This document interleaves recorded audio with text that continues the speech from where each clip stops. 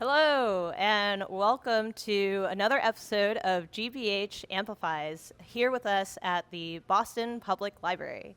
I'm Tracy Chang, and I am the chef owner of PAGU restaurant in Cambridge, Massachusetts.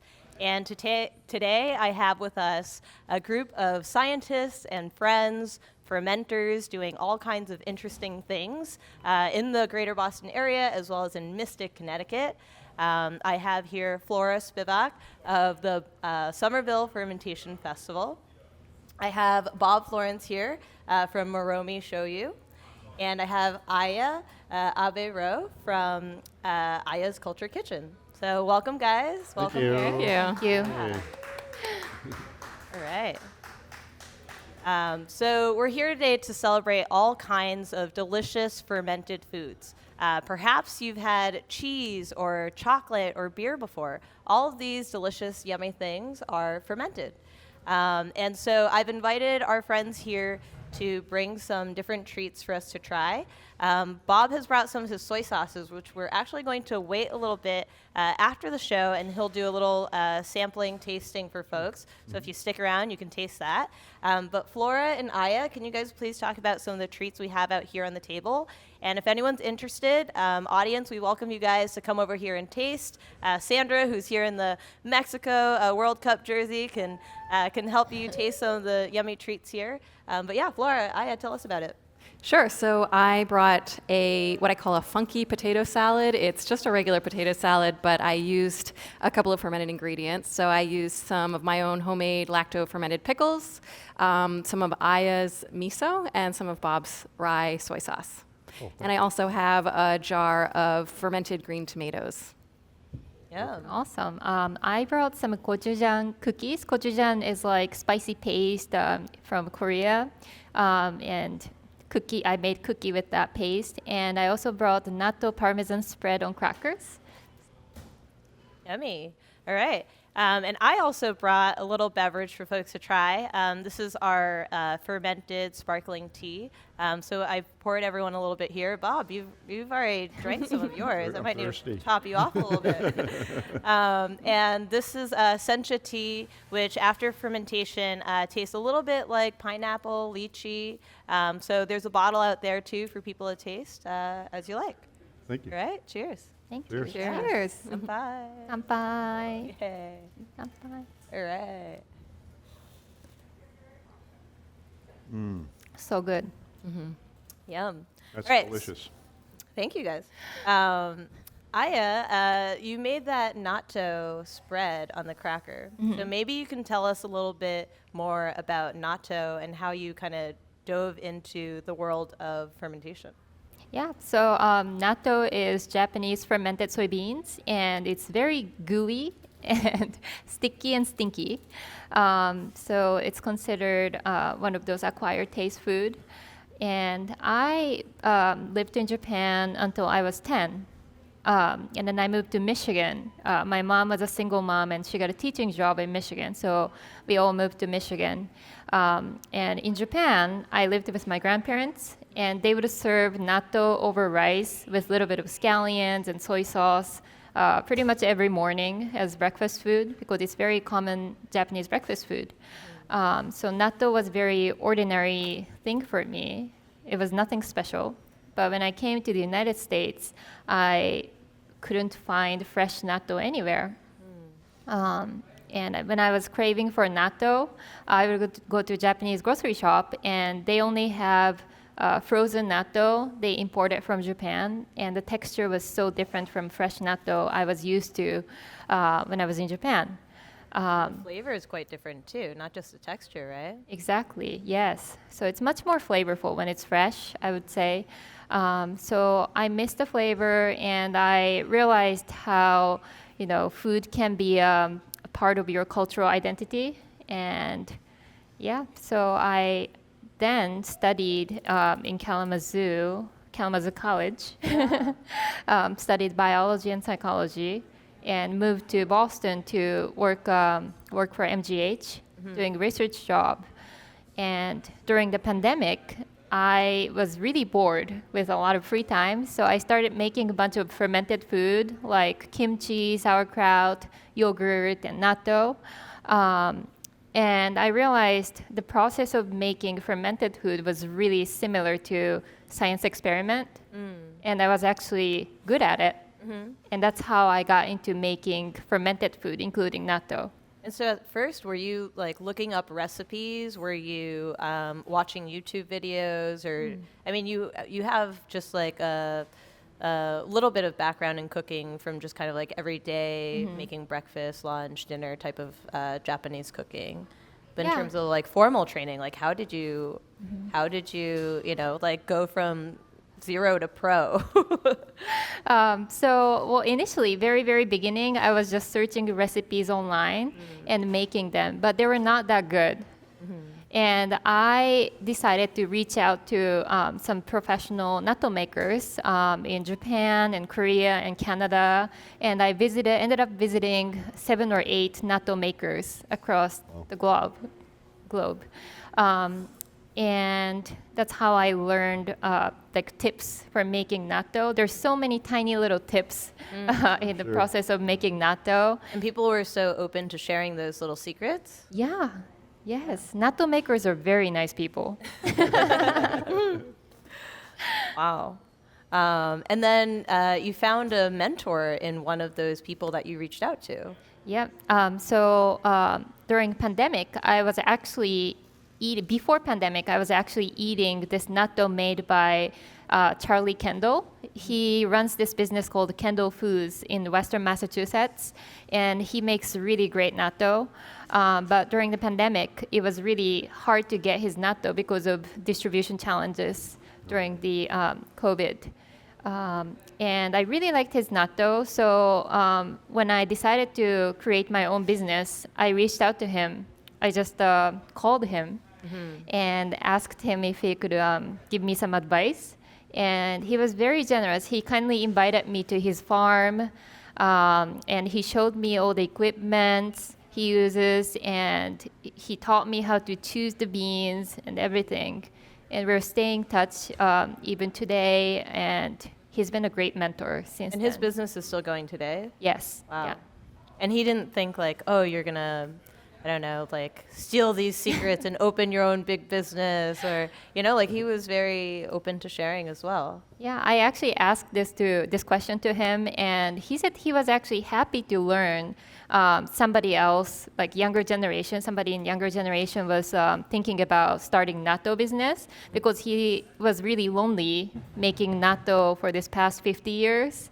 So I thought that was really interesting. So it's kind of like having like a pen pal to kind of share, you know, like Yeah. you learn something, you share it with him, right? And he's Yeah. been sharing with you. So maybe that dynamic of student and teacher feels a little less lonely. Yeah. So when you started selling some of these natto products, because at first you were making them at home for you, Yes. because you like to eat it for breakfast, and then you decided, oh, you're going to make it and sell it. You're going to make now all these other fermented products because you make gochujang, you make miso. Tell us about how you decided to start selling the product. Yeah, so I just got into making fermented food, and it was just really fun making them. So I wanted to, make it into my work. But then I quickly learned that in order to make and sell fermented food, I had to have commercial kitchen. And I just couldn't make products at home and sell them to people. So with the help of my husband, I decided to find a location where I can create commercial kitchen. So one day I was on the run in the morning with my husband, and then I found this empty office near my condo, and I just talked to the landlord, and he just said yes, like I can start using it. I got to go on a run with you so that my tea can come out of my kitchen and end up in an office. Yeah. And I needed some equipment to make natto, and I got steamer from Charlie, my mentor. And commercial equipment, not commercial. just like small at-home equipment. Exactly, commercial equipment. And there was this restaurant that was closing around the same time, so I bought a bunch of equipment from them at a very discounted price and created commercial kitchen. Wow, you make it sound so easy. And then you began selling it. So how did you decide where you wanted to sell it, who you're going to sell it to? I mean, you started during COVID, so people are kind of cooped up at home. It might be kind of difficult at the time for them to find you. Yeah, so I started using SNS like Instagram, Twitter, now it's called X, and Facebook, and I just like posted on a bunch of pages, like healthy food pages or Japanese people's community pages about my new business. And initially, I was assuming most people who would buy natto from me would be Japanese. And that's what my mentor, Charlie, told me. He said, he was like, 99% of your customer base will be Japanese people. Oh, so that's what I was expecting. But then I think that was true in like 1980s or 70s when Charlie was producing a lot of natto. But today, actually, a lot of my customers, I would say 30 to 40% of my customers are non-Japanese people. Wow. Yeah. So people are interested in the natto because they've had it before, or because of like the health benefits, or what is their desire for it? Because usually it's like a scary product for people. Which is why I think it's so important for people to try your natto, because it's not scary at all to me. And I mean, you guys have tasted it before.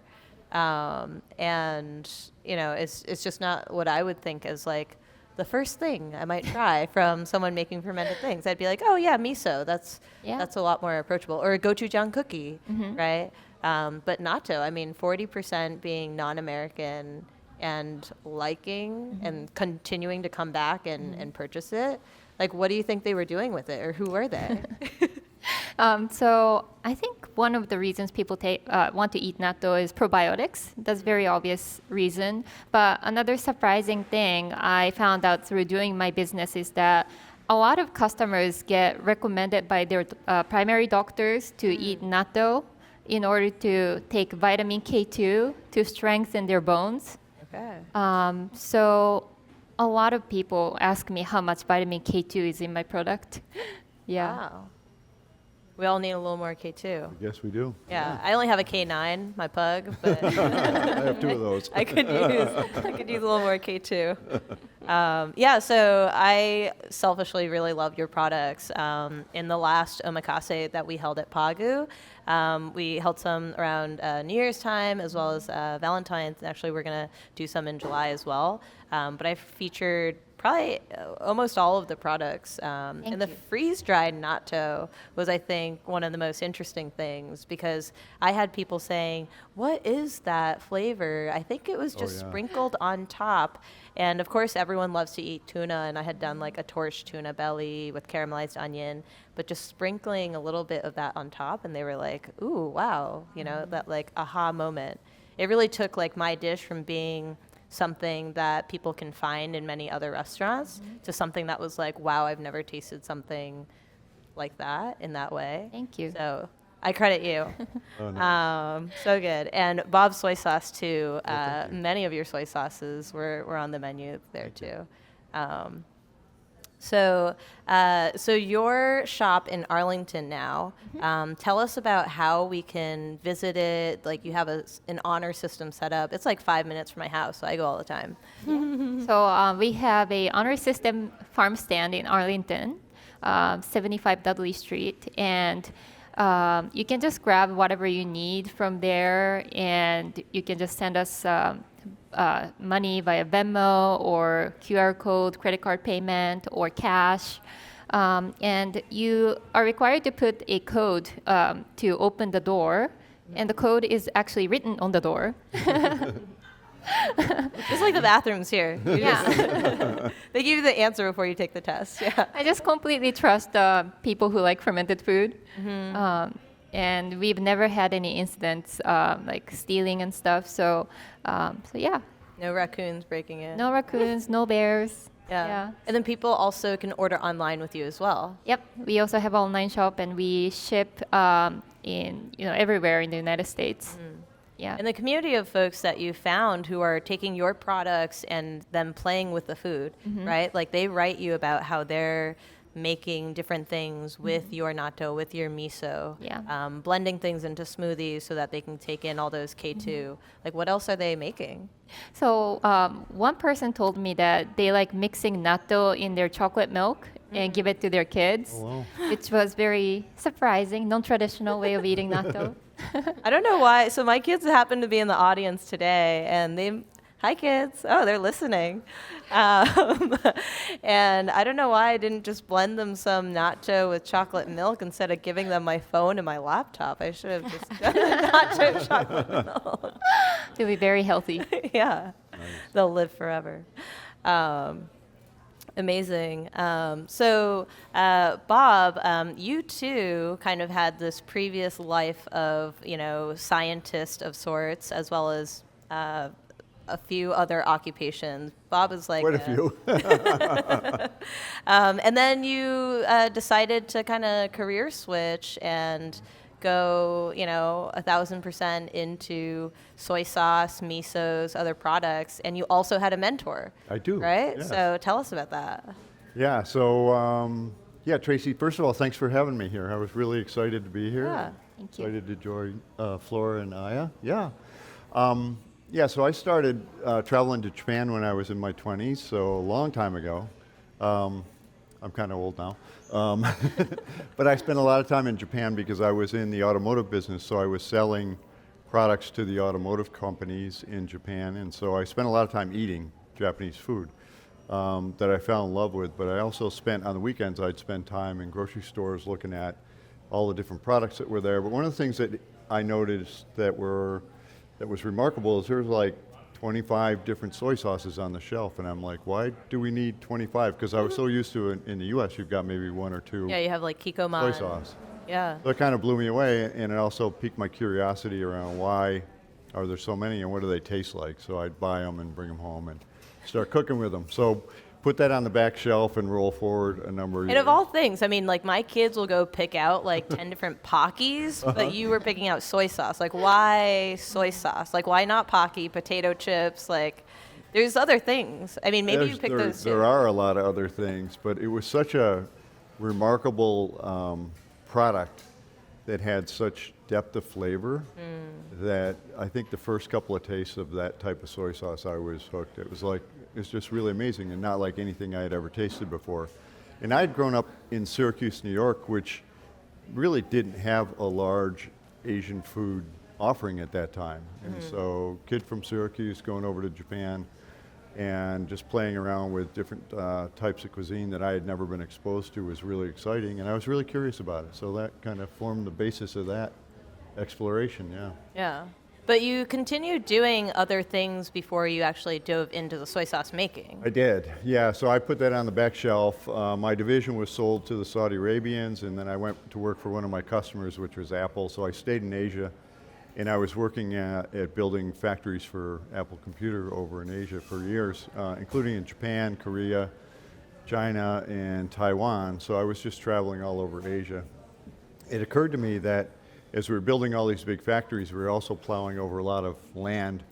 And I have an environmental sciences background from college, and I was kind of like, I went to school for the environment, but here I am, I'm building these big great factories that go on for miles and miles, and it kind of like touched my soul that I wanted to roll back into more of the environmental angle in life.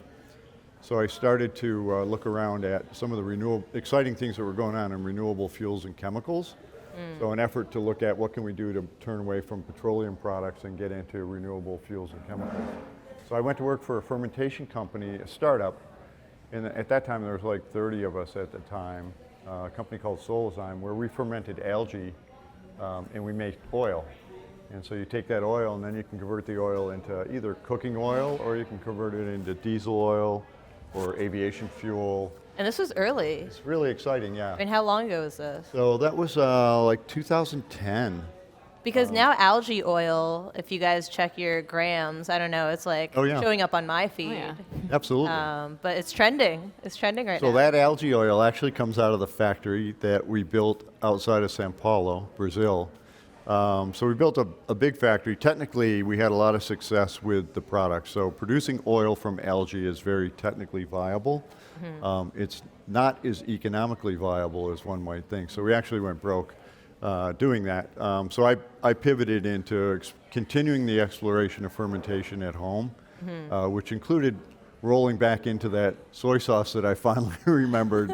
And I finally got to play around with and had some time to play around with the question that was on my mind is why is Japanese soy sauce so good, and why is what's available in the U.S. is kind of, it's a medium grade of soy sauce, good, but not over the top, just amazing. Great, yeah. And so as a former chemist I was playing around with, I could probably figure this out if I read enough.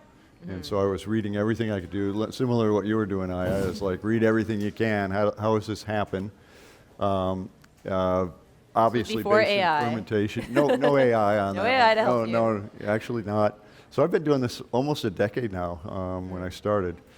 And so I started making soy sauce at home. And we have some of those photos too from yeah. those at-home soy sauce production. I had soy sauce making in my dining room, in my kitchen, in my basement, and my daughter had gone to college, and so I was making soy sauce up in her bedroom.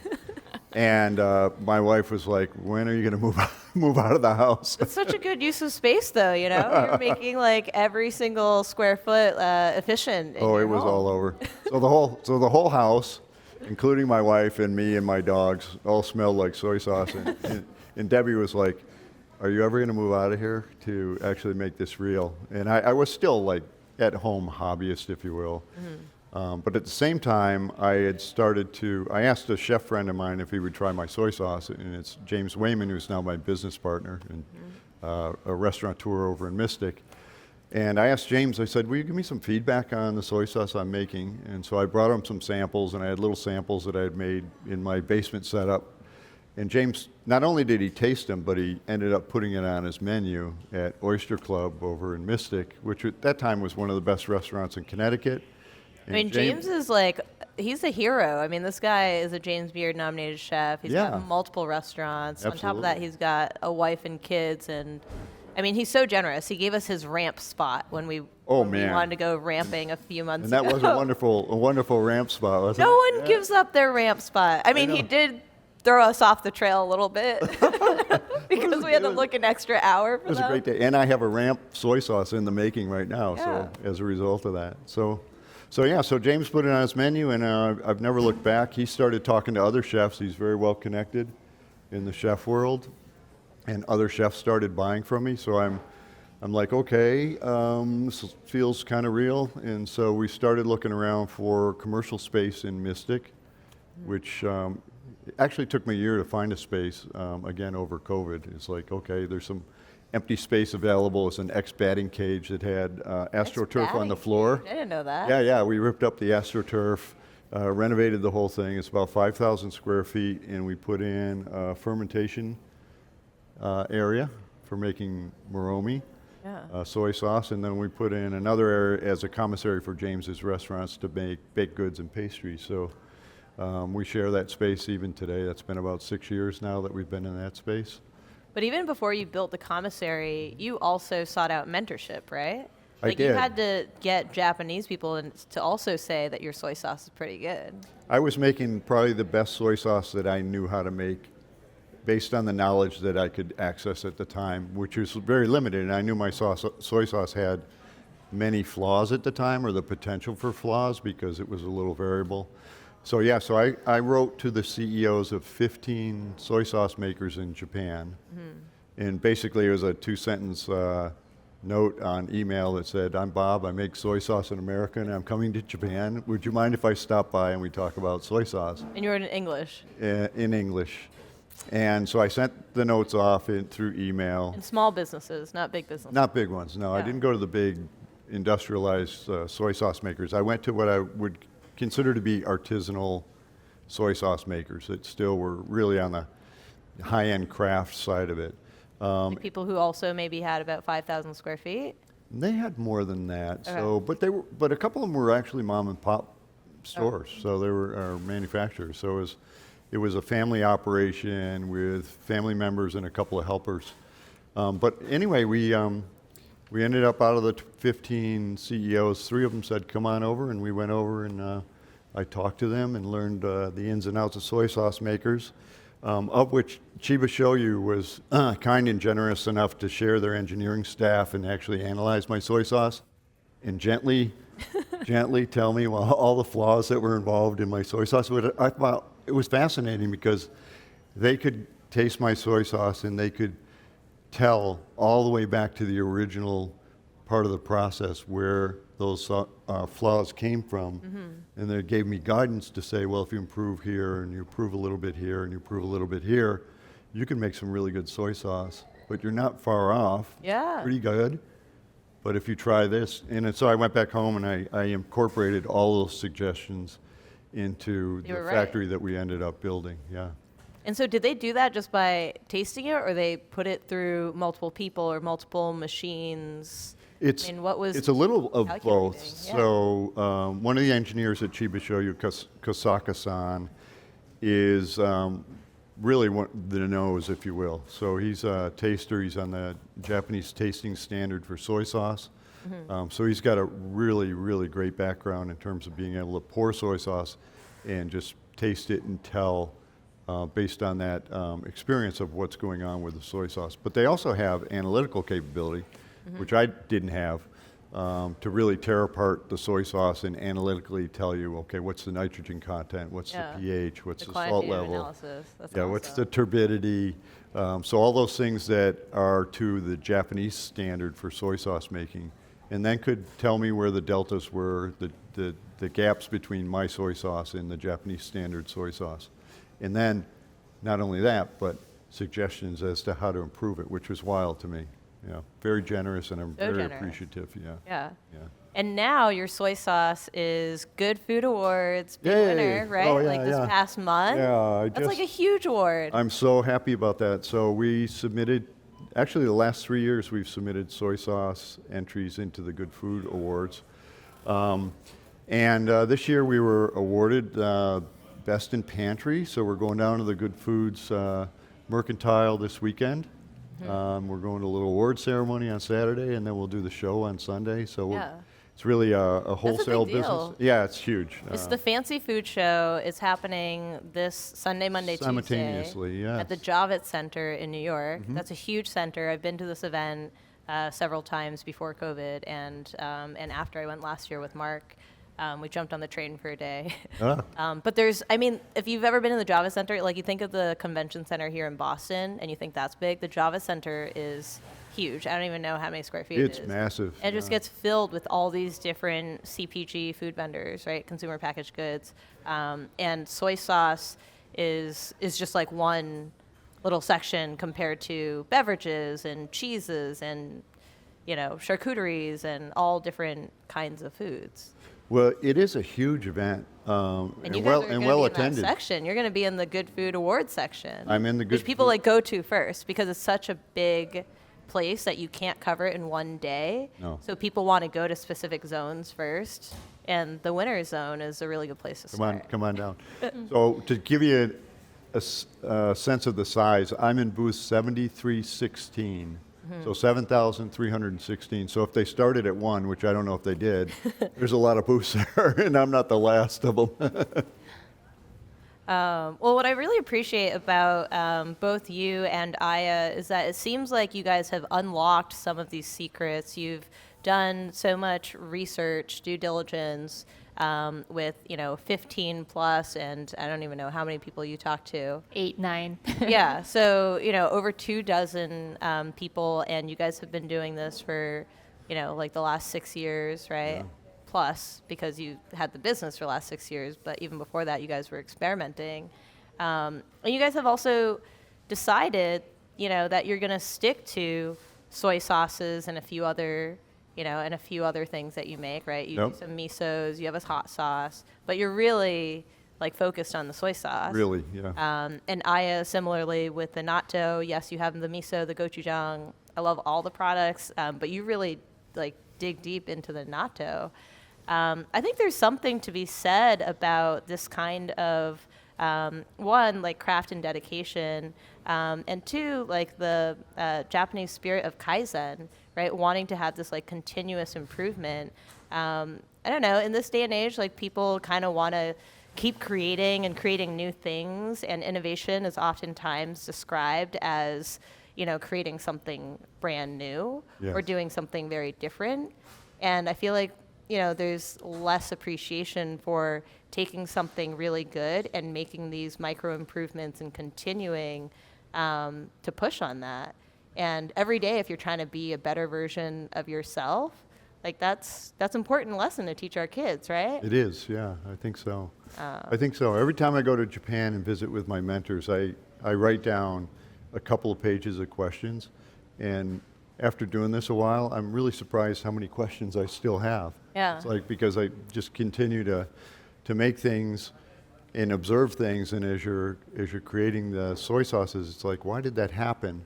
And I don't always have a good answer for that. And my mentors might have experienced that before because they've been making soy sauce for 125 years. So I think they're a pretty good source of knowledge, and we like to leverage that. But they've also introduced me to probably a dozen other soy sauce makers in Japan that I've had the opportunity to visit along the way. So yeah, it's been really nice. And you guys are also just dedicated to it. Like you are still hands-on, like touching, making these products. Like yes, you've hired a few employees, right? Both of Right. you, but you guys are not really like, oh, let me scale this. Like this was your previous job of like, okay, let me build this, let me scale it for Apple, and let me move on to the next thing. Right. Right? Like you're very much like, I'm in it. I'm going to keep making it. I'm going to keep touching it. I think a lot of the joy is in the making of the product. Yeah. It's just, yeah, stirring barrels. I stirred them a little bit. You've helped out. I felt joy. Sure. And you guys, and Flora's helped out. Yeah. Yeah. It's, I think that's some of the joy, is just being able to make a product. But it's also like I have almost 50 barrels of soy sauce mash fermenting at any given time. And they're kind of like my kids, not like your kids, but like my kids. And they all have their own path to goodness. And it's like my job is simply to sort of observe and guide them. And then I don't bottle them until they're like right where I feel they're at a peak of flavor, because that's the whole premise of what I'm doing, is trying to get the most flavor out of that soybean. Yeah.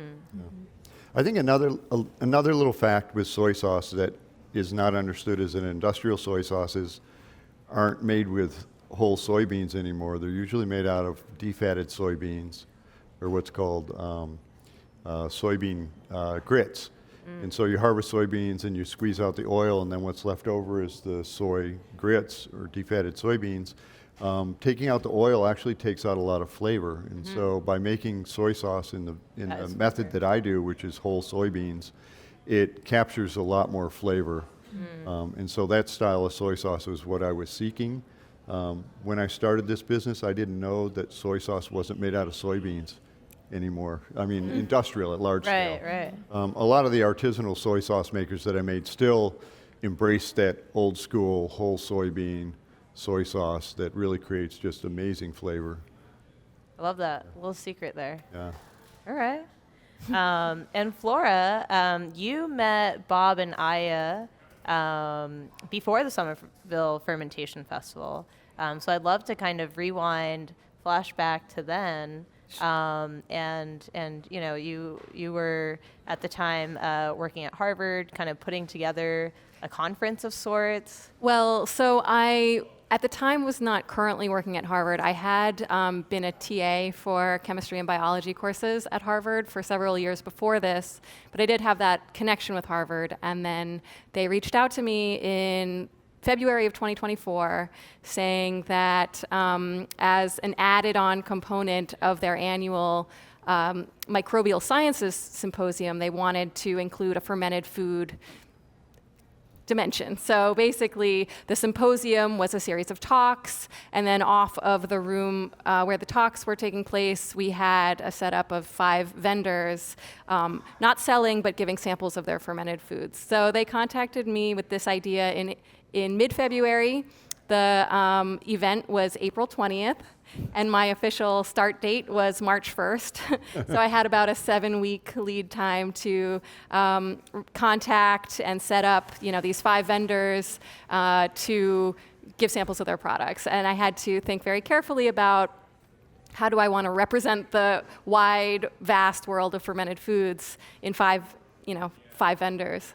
And so I wanted some things that would be familiar and some things that would be surprising. So of course we had cheese, we had chocolate, and we had the vegetable ferments, sauerkraut and kimchi, hot sauces. And then I wanted to surprise people. So soy sauce was really at the top of my list because I had Bob's soy sauce maybe 6 months earlier. I had tasted it when I was in Baltimore, visiting my hometown and my favorite hometown fermentery, Hex Ferments. Oh. And I was just, it blew my mind because I had never had soy sauce that had so much flavor. And when my dad tasted it, he was similarly shocked to the point that he was literally eating it out of his hand, which is not a normal thing for him. Hats off to Dad. Yeah, exactly.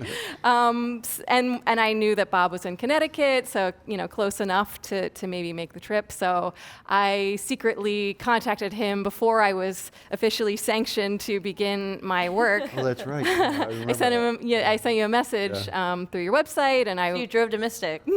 Not yet. No, okay. That was later. No, but I filled out the contact form, and I was very, very excited when I got an email back, and so Bob was the first person I contacted. Thank you. And it was a thrill and an honor to have you. And then Aya, I had recently encountered at the Somerville Winter Farmers Market, where I shop religiously, and I'm always just kind of like filing away when I see fermented food vendors, because for one thing, I love what they do. I want to support them, but I think in the back of my mind, I had this idea that maybe I would put together some event like this. So I had noted her, and so I think next time I was at the market, I just kind of struck up a conversation and asked, if you wanted to be part of this, and so that was our 5 vendors, and fortunately, even though the vendors were not allowed to sell any of their products because of licensing, permitting, we had a budget that we could give them some money to be there, and so I think it really enhanced the symposium. I think everyone had a great time. So that kind of planted the seed for later doing Somerville Fermentation Festival. It did, yes, because for one thing, it really affirmed this kind of feeling that, this is something that I want to do, and at the same time left me wanting more because I was so constrained by, the space. We could only have 5 vendors. It wasn't open to the public. It was just for the attendees of the symposium.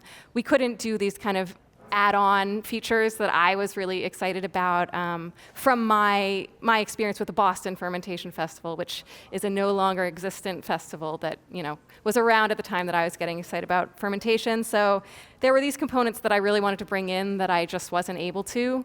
That kind of planted the seed for me to start thinking about how am I going to do my own event. And because that was 2024. Yes, this is 2024. And then last year was Somerville Fermentation Festival. Yes, exactly. So that was fast in terms of turnaround for such a big, successful Pretty quick. event. Yeah. I That was mean, amazing. How many? That very was probably amazing. like the best event like any of us have been to Aw. in terms of. It was crazy good, yeah. I've just never been to an event where that many people show up Yeah. and they're like excited to taste and buy from everyone. Like usually you go to farmers market and there's like a few stands that are really popular and then other stands where people are like hanging out, like kind of waiting for other people to come, right? But at your event, everybody sold out. Yeah. Like There was first one guy hour. that didn't, but he had a lot of cans of kombucha, but like everyone else like sold out. And then Bob maybe had like a few jars left, but I worked your much? station Yeah. for an hour. Thank you. I'm not saying that's why you sold out, but no, but like it was busy. I didn't think I would be busy, and people were just giving me cash, and I was like, I have nowhere to put this cash. Well, I love that. I'm so happy that it was successful for the vendors, because that was really important to me. As soon as I kind of signed on to this project, my first concern was like, this needs to work for the vendors, because they're signing on to a thing that has never happened before. I don't have a long track record of putting on this type of event, so I really appreciated the trust that was put in me. And Bob, Aya, and Lori were Lori Shapiro of Sueños Heirloom Chocolates, who was part of the Harvard event that I put together, were the three people that I contacted first before anything had really begun, just to make sure, like, would you do this? Do these dates work for you? Like, just having a kind of core group of vendors already signed on gave me a lot of confidence. She was so well organized for the Harvard event. It was a no-brainer to say, okay, yeah, I'll definitely do the Somerville thing. Yeah. No, you told me about the event. Yeah. You said, hey, I'm going to do this event. Like, maybe you want to do it too. Yeah. Right? And I was like, oh, okay. Like, Somerville, probably like a small little, like, kind of farmer's market type event. And then you're like, maybe you should speak too. And I was like, oh, okay, about what, right? And then people like came to my talk. There was no room left, like for people to come into the talk. Like, just everything you did was. It was amazing. That was really crazy. Yeah. Well, I sold out everything within first hour. Yeah. So I had to go back to my factory to get more products to sell. It was really, really successful event. I mean, it was a rainy day too, and people were waiting outside to get into the space. Like, how many people came in that day? I don't even know. We counted over 2,000. Yeah. About 2,200. And this is the Somerville Armory space, which fits, I don't know, how many people at a time? Like, 100 at a time, maybe? I would say under the market setup, around 300. Yeah. 350, yeah. It was busy. It was busy. Yeah. It was incredible. And a lot of fun. Yes. Yeah. Definitely. And a lot of fun. I had fun working your booth. When we ran out of our booth, and you had to go give a talk. Thank you very much. And I'm glad I knew a little bit about the soy sauce, because I said, I've been there. I don't work there. I'm not Bob. But I think you sold more than me. like my 30 minutes of fame. Well, that was incredible. We're so excited to return to it. And before we return to it this August, you guys have a bunch of activations going around the cities at the farmers market. So can you tell us about the 15, what is it, 15 Sure, yeah. farmers markets? Around 15. I lose count because we got some last editions. I think we have 16 now, although 2 have passed already. But basically, we do these fermentation pop-up tables at local farmers markets. We call them kraut mobs. Kraut mob is a term that I picked up from the Boston Fermentation Festival. Sauerkraut? Yeah, like sauerkraut mob. And it's a mob because everyone's wielding knives. And I didn't put that together. I didn't know it was a mob because it's just like a group of people chopping vegetables, and it's really fun, only a little bit dangerous. But basically, at these farmers market tables, we provide all of the equipment necessary to ferment vegetables. So I have knives, cutting boards, bowls, salt, some spices, recipes, some books that people can look through, and all that people need to do is bring some vegetables that they purchased at the farmer's market, and we provide guidance. If they're not sure what to ferment, we'll give them some suggestions based on what's at the market that day. They fill out a waiver, and then we teach them how to ferment their vegetables. So kraut style, you chop a cabbage, salt it, massage the salt into the cabbage, pack it into a jar, and then we tell them about how to take care of it when it's at home. Oh, set it and forget it? Yes, exactly. And, it might make a little puddle on your counter. That's normal because the carbon dioxide pushes some of the liquid out of the jar. And, we explain the idea that... little STEM education Exactly, for them. yeah. We explain, what's going on inside the jar. The lactic acid bacteria are breaking down the starches, creating lactic acid, carbon dioxide. They're creating a very safe environment where... competing microbes can't really survive, and so this is why this works, and this is why this is one of the oldest and safest forms of food preservation. Yeah. I think that's so important too, because I think that fermentation oftentimes, like even earlier when we were just kind of pouring for the producers and camera crew and folks, they're like, everyone's got a lot of questions, and they're like, wait, if I made this, right, like how do I know? And it's so great that you guys like provide that guidance as well as like resources, right? You guys have like booklets so people feel like they can do this safely if they were to go do it or take this pet home, because the living, Yes. the living thing. That's yeah, right. yeah. I love thinking of it as a little pet, or I think of it as gardening microbes. All right. Oh, yeah. Because you're That's giving good- them a that's great home, way you're to giving put it, them the yeah. nutrients that they need, and then they're feeding us again, on the other end. Yeah. So, yeah, so we provide the recipe cards, which have my email address on them if people have any questions, and we just try to encourage people to do this on their own because there is a lot of fear and hesitation. So much of what we're taught with regard to food goes completely against the principles of fermentation. You're leaving things out at room temperature.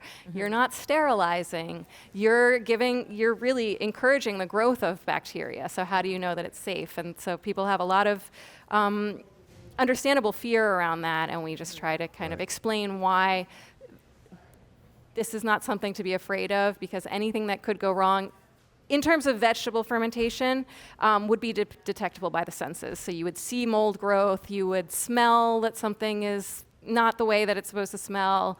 If you put it in your mouth and it tastes totally funky and weird, you'd spit it out and you'd be fine. It's not like botulism, which is completely undetectable to the senses and is much more a risk of canning than fermentation, because the botulism bacteria cannot survive in the environment of the lactic acid. Yeah. Yeah. I feel so safe here with all these scientists, because sometimes in like restaurants, like people don't teach you these kinds of things, and that's why you have to have HACCP plans, Right. and why you have to be trained, and why if you're, say, not a factory, then you shouldn't be, really doing it in the first place. But this really puts kind of power and knowledge into the hands of like at-home cooks, which I think is great. Yes. But you didn't always have this kind of background of science. You didn't always have this background in fermentation. True. So how did you get here? Yeah, well, it's true. I've had kind of a meandering path in life. I never really felt like I knew where I was going or knew where I even wanted to go. I started, my undergraduate degrees are in linguistics and computer science. I worked a programming job that was not a good fit for me, got kind of stuck there, became a yoga teacher, and then it was actually a friend of mine through yoga, and yoga is when I first started drinking kombucha, because that's Alright. like, it's the yogi drink. It is. I never had flow. it before. I never even Alright. heard of it, but I started drinking it because everyone else was drinking it, and I liked it. And then my friend Liz was brewing kombucha, which I didn't know, and she gave me a SCOBY for my birthday. And I was like, oh, okay, what's this? I know Gift nothing. that nobody asked for. Yeah, exactly.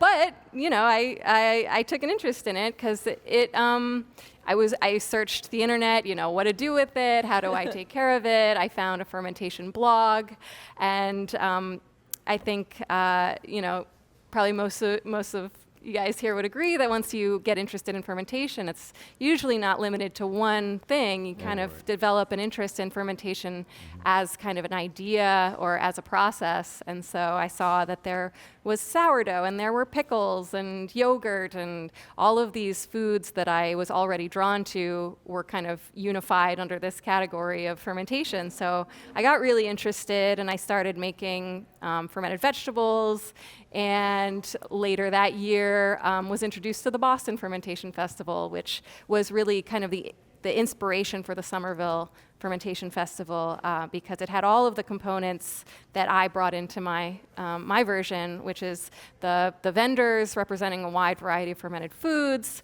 the kraut mob. I later volunteered for the kraut mob, teaching people how to make their own sauerkraut on the spot, a culture sharing table where people could leave their starter cultures and pick up others. So I picked up my first sourdough starter there. wow. And they had a science corner where the Wolf Lab at Tufts, which studies Yeah, the Ben micro, Wolf. Oh, yeah. Yeah. the- You guys know Ben Wolf? I've heard of him. Yeah, before, he's a great guy. Yeah. So they study the microbial ecology of fermented foods as kind of an analogy for the larger scale ecosystems that turn over much longer periods of time. So you can study the microbes in weeks to months versus like a forest, which would kind of transform over the course of hundreds or thousands of years. So they were showing cheeses and things under the microscope, and then Aeronaut Labs was showing yeast under a microscope, and I got really excited because at that time I had started taking some science courses as a post-bac in chemistry and biology. And who chooses to do that? Who chooses to go back to school? Well, someone who doesn't know what they're doing with their life. Computer science was not for me. Yoga was getting a little, I was ready for something a little more adventurous. And my dad's a scientist.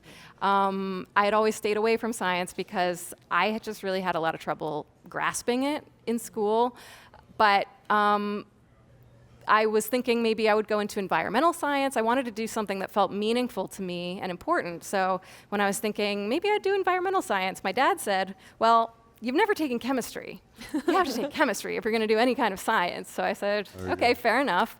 Took chemistry at Harvard Extension School, and it turned out I really liked it. So I wanted to TA for the class because the TAs were selected from people who had done well in that class. And the only other requirement was that I take organic chemistry. So I was like, okay, I guess I'll take organic chemistry. And it turned out I really liked it. So I was thinking, wow, maybe I like science that's like after all. people's least favorite. No, I know, but it was really fun. You guys also like organic chemistry? We Oh, yeah. took it. Okay, Oh, see. you liked it? Oh, yeah. Oh my gosh. I never made it to organic chemistry. I was pre-med for a semester, and so they weeded me out. And with one, I don't know, I like to say one really bad professor did it for me. But usually when I talk to like pre-med folks, they're always like, that's the class that everyone is scared of and hates and fails and whatever. But the people who do really well. I was really scared of organic chemistry, and I didn't do super well. And it was a requirement for a biology major, and I was bio major, so I always admire people who were enjoying orgo. Well, yeah. for one thing, it's how it's taught, and I really liked the teacher that I had. Okay. And for another thing, my friends in the class resented me because I was the only one not taking it as a pre-med requirement, Right. and I was like having the time of my life. But I think not having that pressure, because for me it was like, okay, if I don't do well, I won't be a TA. Yeah. No big deal.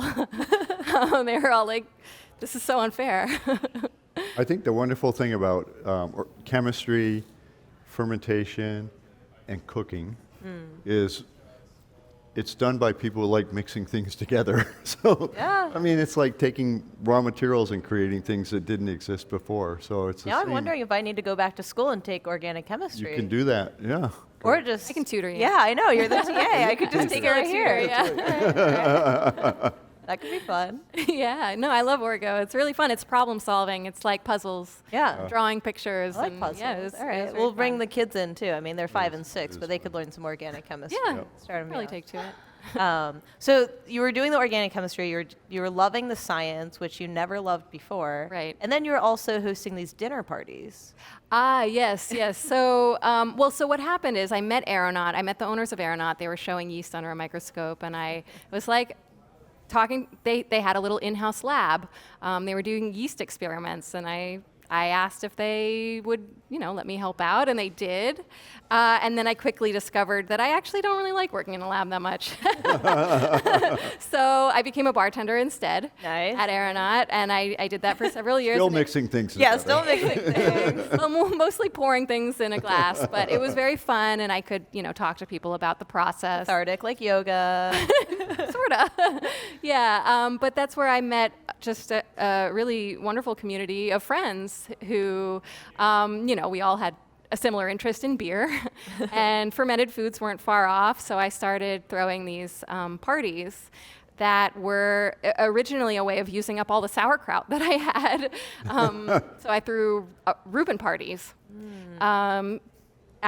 Celebrating the sandwich, the Reuben, the humble Reuben, Yeah. which is really a delicious sandwich if all of the ingredients are kind of at their peak of. I feel like we should revive the Reuben party. I agree. I'm like jealous love that to. I didn't know about this at the time because I was in the area. I mean, this was happening in Somerville. Yeah. And I mean, it was in my like, apartment. Cambridge. So I'm like, how did I not know about this? And I know the Aeronaut folks. And Oh yeah. Well, I mean, we could throw another one. yeah.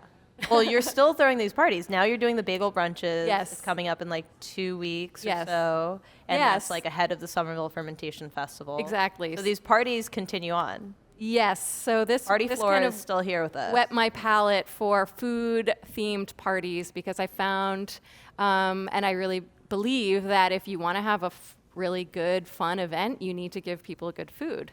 I would tell people. You know something about that, don't you? Just come for the food. You don't have to stay. I don't care how long you stay. Just come eat a sandwich, get out of here whenever you want. But of course, people stayed all night because they're having a great time and they're not hungry. They don't have to leave to go get dinner. So as I, moved into my 30s and became a little bit less, because these Reuben parties were also a drinking game party that had, that featured a hydration round of beet kvass that I had made. I would make the participants drink a big tall glass of beet kvass, which some of them enjoyed and some of Fermented them beet. really resented. But now I throw bagel brunches, which are also fermentation themed, really, because I make the bagels. I make These aren't sourdough just like bagels. Dunkin' Donuts. No, of course. I make a couple dozen sourdough bagels. I ferment the cream cheese, and I always have at least 2.5 fridges full of fermented vegetables. So that's kind of the core of the brunch, and then people are welcome to bring things. Often they bring kombucha or other fermented beverages. I brought it. Yeah. Yep, water kefir.